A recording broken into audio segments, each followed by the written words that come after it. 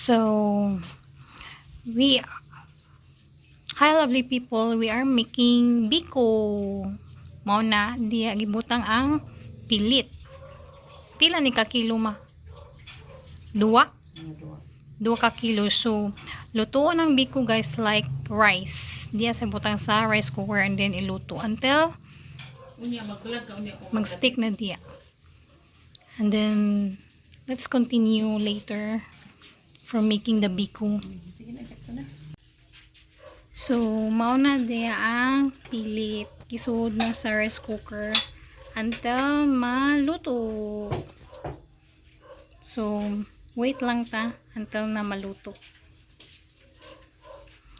Gakaon ba mong biko? Or unsa inyong ginabuhat? Kay kasagar, di ba, pag Holy Week, naaman jud tay traditional food for the Holy Week. So, among gibuhat is biko.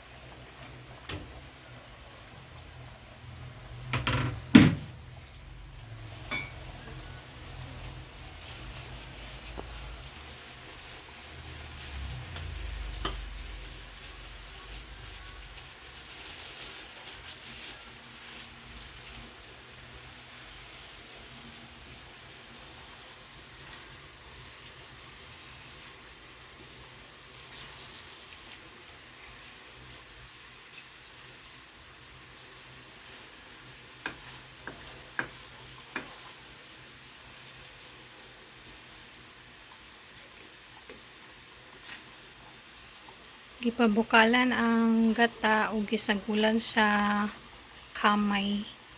Then, gimix.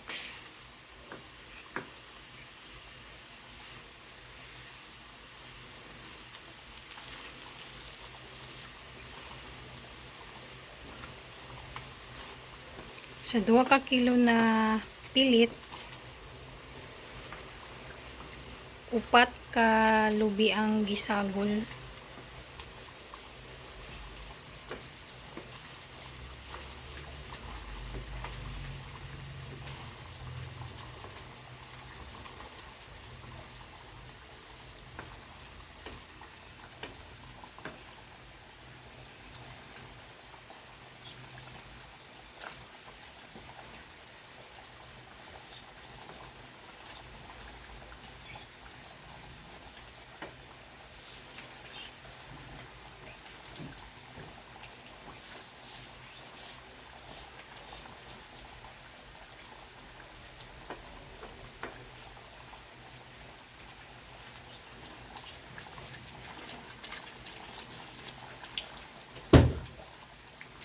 Wala na mo deh.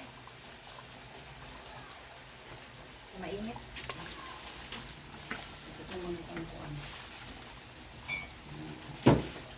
Ito nga ito nigmani. Dili ka ni madaot. Ito nga ito mani. Ay, basta madaot ba? Yan gibutangan o sentral. Butangan lemon mo. Ha? Tangang lemon. Ito ko na yun. Naman dito. Butangan ni sa condensed na violet or kana lang. Bari ina eh. Oh, condense pa. Ito na lang yung urutan.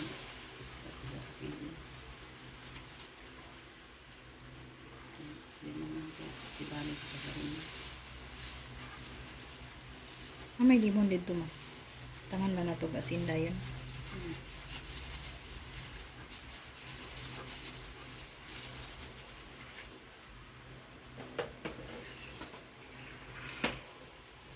Nay murag kuan. Wala siya. Lubit. Kung ito po ka na.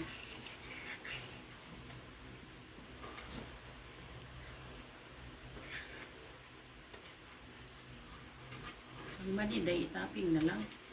Pwede ra. Ibutangan og asin, salt, para balance lang. Dili kayo tamis, dili pud kayo parat.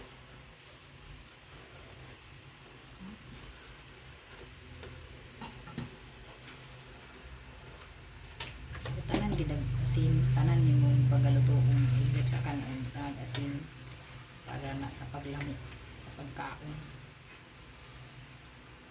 Mo tong advice akong gwapa na manghod, guys. Okay, para balance mo. Tama na. Ilabay na. O So careful lang gid, guys, pagkaraw kay grabe na kay nakainit. Dito Tanaw ni mo murag chill lang na Wala sila na pero gamitan. init na na. Wala na may gamitan dala. Sako naman gani. Oo, ito na lang. Dili lang galapit. Pat kalubi na tanan ang gisagol.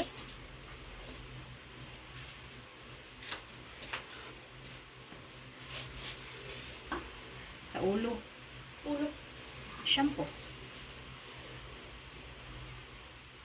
Yung shampoo mo? Sa una, guys, sa bata pa mi, dili man mi ka-afford sa shampoo. So among shampoo is coconut. Igata lang gyapon siya, then ibutang sa ulo.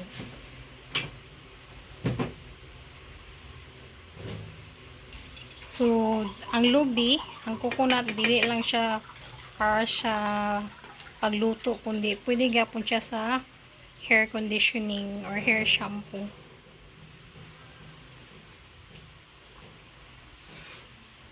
So, karon gi mix na ang latik. Why is it? So, luto na ang pilit, lovely people. Mo ni ang pilit. Sama? Looks like rice. Sticky rice. Tulo.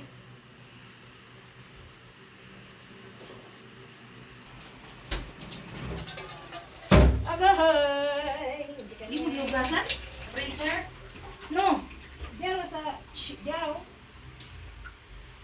So, nag-boiling na siya, lovely people. And, grabe kainit. Dapat dili ni mo ibutang diya mong kamot. Kay maluto.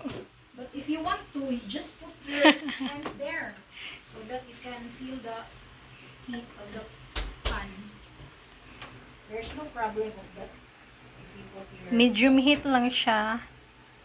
Pero, grabe na siya ga bukhala.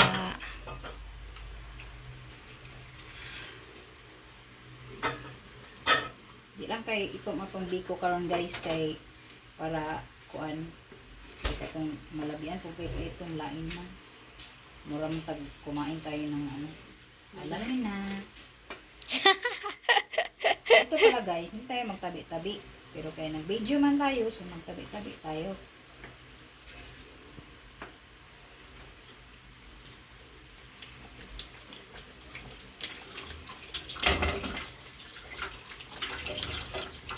Ano na sige tara mo din? My mother told me na dili karawon. Excuse me. Dili mapagod. Uy. Ang langaw mo.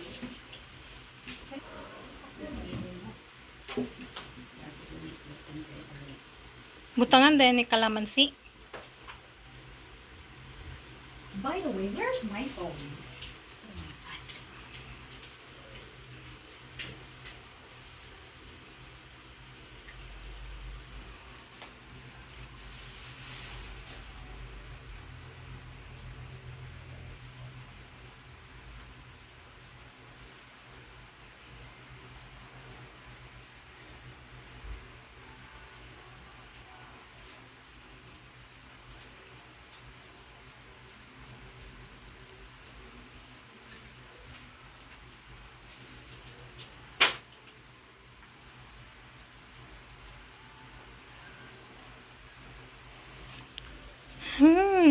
Smells good.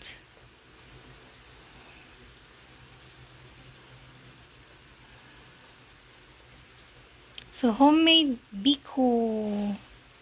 It's a traditional Filipino dessert for Lenten season. Excuse me.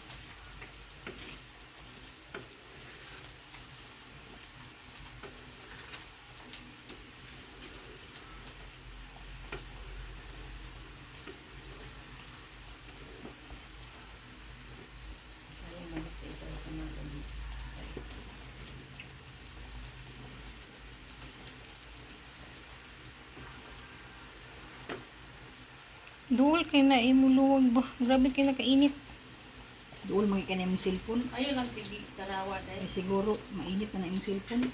Pero di ko tayo. Di pa sa- Ay, mo na Ano iwan siya na na mo iwan i-post na din. Ayan na dahil kung kuan na. Mo nagdaas kayo mong storage. So behind the scene, inana siya pag kuan sa gata. Yan, iana lang. So gibutangan na siya og kalamansi. Guys, nanghugas pa ko sa kamot, guys. I feel that the stickiness of the gata and the sugar is looks like this. You have to put the pilit.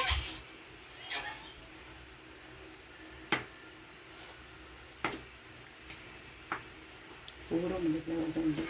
Tama. Puro madadawag lang. So gibutang na ang pilit guys sa Lati.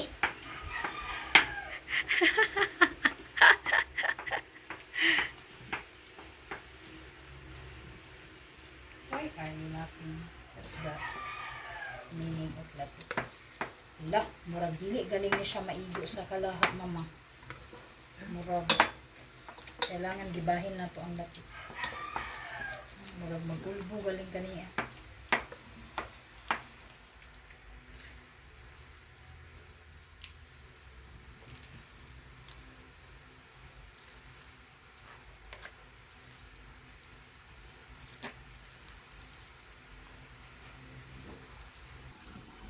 So, all done, lovely people. Homemade biko with love.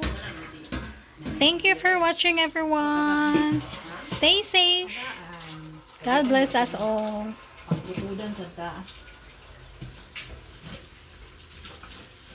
Diba, kantudan.